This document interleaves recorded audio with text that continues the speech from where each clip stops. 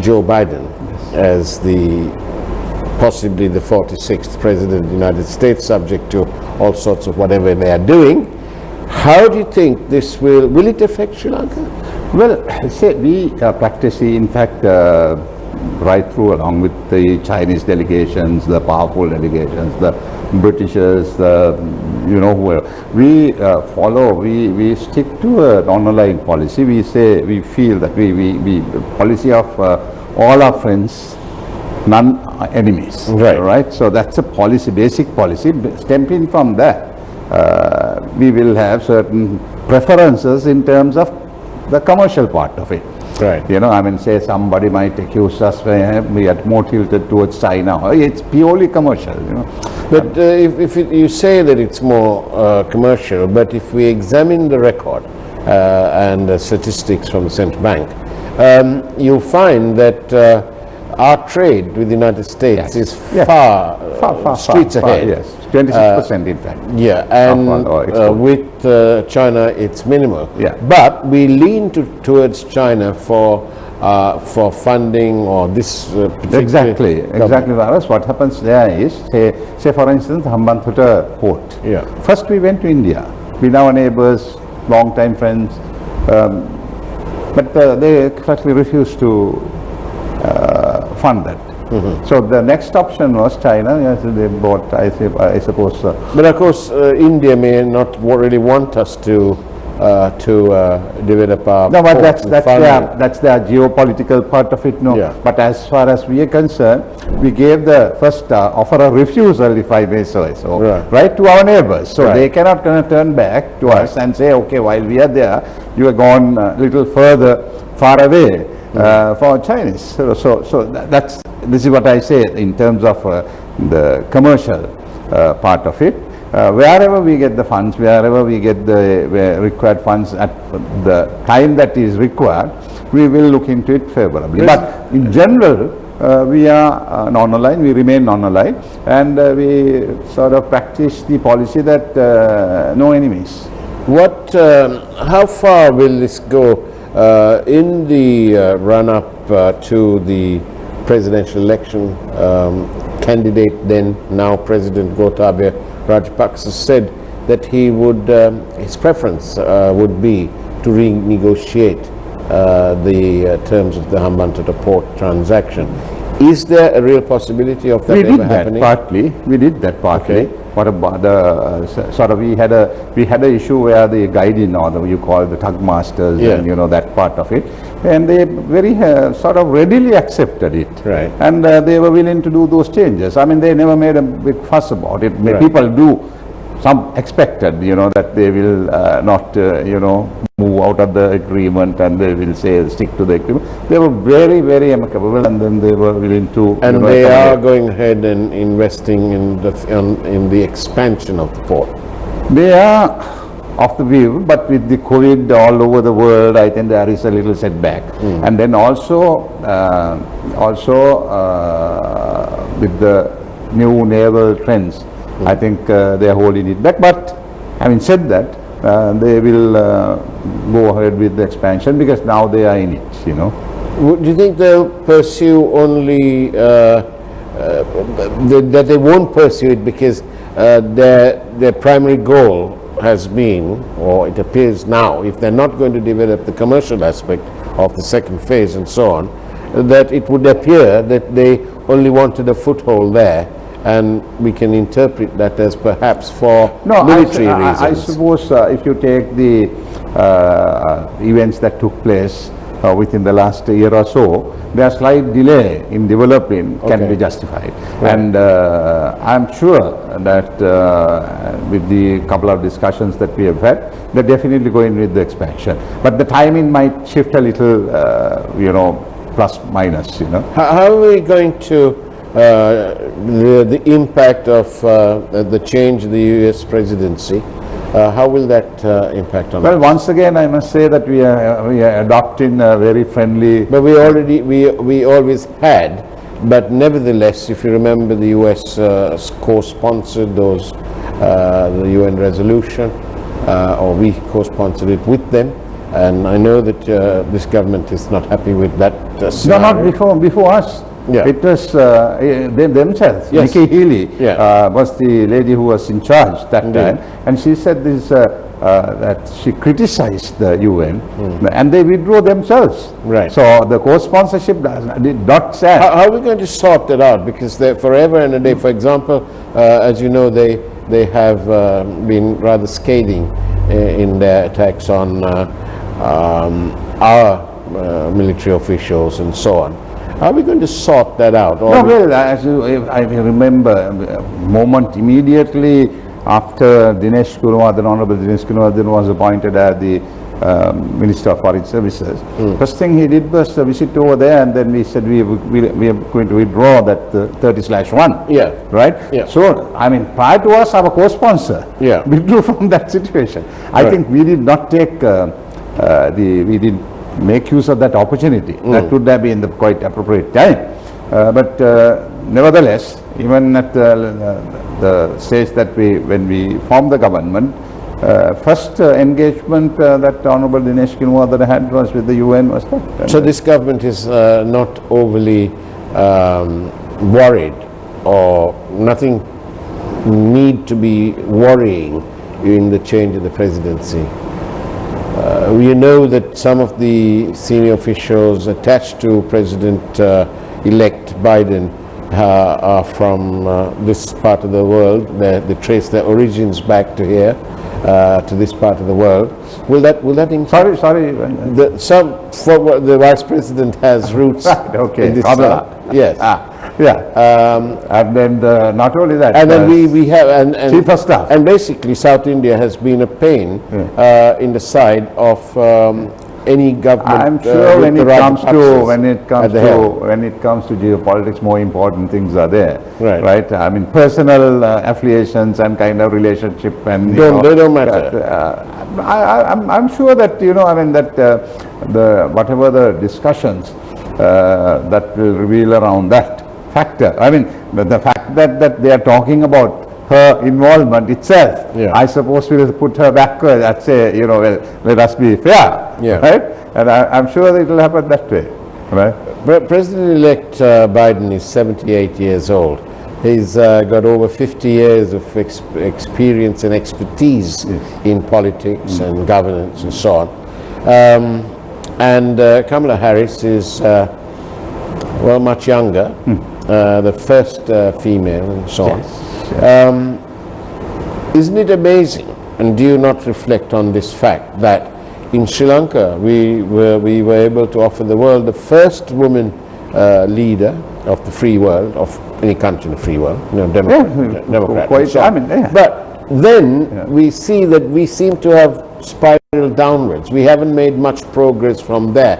The representation of women in this country's legislature is pretty abysmal. Well, remember, the first Prime Minister of the world came from Sri Lanka. Yes, that's what I mean. Yeah. When we had that, that's the president. we seem Right, to be yes. only living on that sort of reflected glory. You see, it all depends on the culture of various countries. Now, say, for instance, we filed the local government elections. We made a point to have 10% of them, but none of them were elected. Yeah. In fact, very few, I would say 5% was elected. But the system where we had this, where the party secretary could appoint, and that's the way that you have, some participation. I'm sure with the new constitution we will make some provisions to make sure that the gender issue is sort of addressed.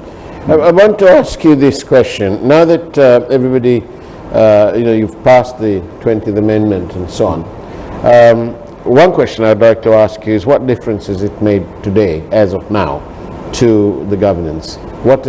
How has it helped the president thus far, or has it not helped? It is too early to reflect on that, but the fact of the matter, I think President has built a lot of confidence that he has a program, he has a vision, he needs to move forward in this direction, and he feels much comfortable with this 20th Amendment. Now, say for instance, if I may say so, now the judges were appointed, right, to the Supreme Court. If you look at, he has used all, the entire seniority list is looked at fairly and squarely. And Why does he need the right to appoint? Why couldn't he just leave No, it but alone? what happened was when the Constitutional Council was there, the appointments that was made, Right. it was heavily criticized. And apart from that, that was eyewash, because the 10 member of the Constitutional Council is from one group. I think the multi-million-dollar, billion-dollar question is, with the passage of the 20th Amendment, will we see in the coming week or so, will we see Mr. Basil Rajapaksa making a re-entry into Well, as political far as mainstream? Basil Rajapaksa is concerned, I think he is considered as a doer. He built a party within 4 years, and of course we had the material to do that, because we had a figure called Mahinda Rajapaksa, and it was built around. But I think it's a part of, again, another million-dollar question. It's a miracle, within 4 years you have. Yes, I know, but you're not answering my question. No, I'm answering. I'm answering your question. I'm just bringing the way towards that, right? So, in the event, if somebody suggests, Who is this somebody? Sorry? Who is somebody? No, I mean, if the party suggests, right? If the party suggests that it's time that you come to Parliament, and I don't see anything wrong in that. No, nothing wrong. I'm only asking a question. No, So, it's up I'm to trying you. to, I'm trying to up my ratings here by asking you this question live on live TV. To my knowledge, he's not interested at the moment. This matter? I know. Well, you're the cabinet spokesperson. At the moment. Was it discussed today at cabinet? No. But I have had number of discussions with him, and it appears to me that he's not interested at the moment, right now. Really? Maybe, that's what I felt. Maybe, I don't know. What about within the inner, the sort of core parliamentary group, if you like? Would you all like to see him back? Is he going to come? Majority, I think so. Majority. There are a few people who may say that, that he should stay back, and there are too many Rajapaksas, and that's a sort of a kind of a, I suppose, more than us, it's a opposition, and I think it's a material for opposition. I'm sure that he will decide as to what best as a party, because he's a man who really contributed and did quite a lot to bring social media is some people are suggesting that he may make an entry into a rebranded, renamed finance ministry, economic ministry. He was the economic minister of economic affairs, where he had and there are so many things. In fact, at the grassroots level, even today, some of these Pradesh Sabha members believe that it was Basil who, you had to this Kamakateka Satanak and Gamasamaga Pilisandara. They were all very successful, and it was all his brainchild, and they were very happy about it. Would you be surprised if he came in, or would you be more surprised? No, I won't be surprised, neither do I. Would you be surprised if he didn't come in? No, either. That's what I said. It's up to the party, it's up to, Isn't he the chief man in the party? Sorry? Isn't he the main cog he in the party? He is a very important cog in the party. There is no question about it. He is very important.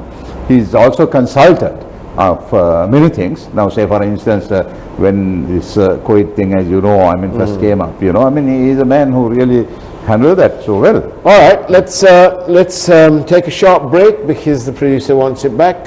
We'll be back. Don't go away. After all, this is Newsline Live, and we are in conversation with Mr. Kehelia Rambukwala. Newsline with Faraz Shauketaly. And welcome back to Newsline Live. We are in conversation with the Cabinet spokesperson and the Minister of Mass Media, Mr. Kehelia Rambukwala. Now then, you've answered all those questions, including the multi-billion-dollar question and so on about BR. Thank you. But this morning, the Army Commander on the radio, this morning, the Army Commander on the radio said that, life's got to go on. Economy needs to go. We can't just shut it all down. And the daily waged people need to earn. The government may well pay the state salaries, but the private sector needs to earn their money and then pay their staff, including people who are a big number of people who are daily wage earners. Is this the way forward that you're... I suppose so, because if this whole thing goes for another year or so until you find a vaccine, my assumption is it will take at least another year, right? And then with WHO and all that. And you see, we will have to follow all other countries how they are managing it. I mean, we tried on the first wave, and we were successful. So one might say, why not use the success story to repeat it? But it's a different scenario altogether now, right? And I mean, technical terms, I'm sorry, I cannot contribute much. But what I hear is that the second wave is stronger, the load is heavier, and different, and all kinds of things. And I'm sure the people will have to get used to it and then make all precautionary measures. Also, I think you and I both, I mean, every citizen has a role to play here, right? And look at the doctors, look at the nurses who are dealing with them. How are they? I mean, you don't find cases of doctors or nursing staff or, looking after 10,000 people. Or now 14,000 people, right? So obviously the precautionary measures are very vital. But isn't it very worrying? I've looked closely at the leisure industry, the hospitality industry, with all these millions and millions of dollars of investments, large amounts borrowed to fund the progress of these hotels and so on. And now they have no means of paying it back. And now obviously if we let it go too long, then the bank's balance sheets will be affected because of NPLs and so on. So how no, I mean, I agree with you totally. We are only saying that we are not in isolation in this whole issue. No, that's true. Right? But so we need to find ways. Now, say the tourism industry, foreign employment, and apparel industry. Right? The major. So we need to find new ways. We need to meet this challenge. I believe that we're looking at non-traditional exports, right? I mean, we can't match. So that may be very frank. I mean, whatever you do, you can't match the income that you would derive off tourism, 2 million or targeting for 2.5 and huge investments made. So moratoriums and part of it. What are the big infrastructure projects that you all are now? No, we are looking at, firstly, I think reschedule of all our facilities that have been given, right? That is very important. And we will certainly, we'll have to go there. I don't think you will Who's the kingpin in all this? Is there one kingpin or are there several pins? Of management of finance. Rescheduling all this. No, I mean, it's a finance sector, the governor and the governor and that whole group there. And together with the experience of Dr. Jayasundar article, the whole lot, I mean, it's not just one person. Of course, one person can be a key person who can give an idea. But the idea will be evaluated and then discussed at length and, kind of thing. So basically, you can't say one kingpin except the president. President might say, okay, this is my vision. I need to feed my people. I have 22 million people. Out of that, only say, I would say 1.5 million plus another 7-6 private sector. The rest of our wage earners and daily, and then agriculture sector. So you need to come out with something out of the box. Out of the box thinking. We've got a current sort of question. Farmers are throwing food. Families are starving. Where is the logic in Basil's theory? Sorry? I don't know why it's called Basil's theory, but this is the question. Farmers are throwing food. Families are starving. So where's the logic? No, I'm sure that this is exactly, you can't forget the fact that, we were able to give 7.8 million people the 5,000, repeated 5,000. Now it has come to that has cost us about 40 billion. Now that it has come to us that we need to live with it, we need to find ways to move forward. And I'm sure we are not naive to the fact that this whole story of people are, looking for food and then people are having issues. Certainly yes, but this is something not that will happen tomorrow, but this will be a thing that will prolong. So you can't find short term, mid term. I mean, you need to look at mid term and long term while you address the short term. The government really needs the people also to play a active, proactive pivotal role. The people will have to play a pivotal role. a pivotal role has to be played by the public. That's out of the question. I mean, they have to. It's not questionable. They have to. What about this traditional idea that many Sri Lankans have that it must all be down to the government? Because from the time people leave school and so on, there's this. We have been a welfare, a country with a certain extent of welfare, right? So people's thinking of that kind of thinking, I'm not ruling out. Yeah. I'm not blaming anybody. Yeah. But it's time that we have to think that we need to stand on our own. We need to contribute. We need to be a part of we need to share a part of the whole. Whatever the things that are happening, we cannot be just beside and say, let's come and look after us. We're trying to now say all the people who we are locked down outside Colombo, we're trying to give, I'm sure you would have seen the news, we're trying to give a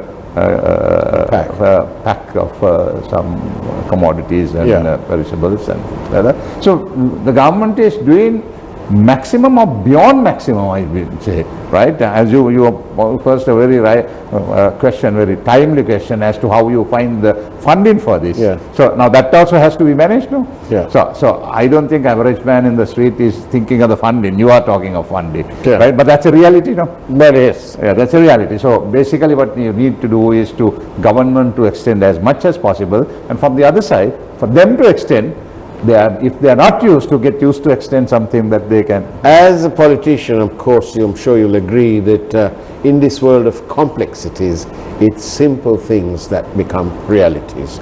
And on that score, Kelly Rambukwela, thank you very much for being on Newsline Live. We appreciate your time and good luck with everything that you're doing. And it's now time for the primetime news from News First. Do stay on and you can watch the 9 o'clock news. Take care, have a great evening ahead, great week ahead, and God bless you.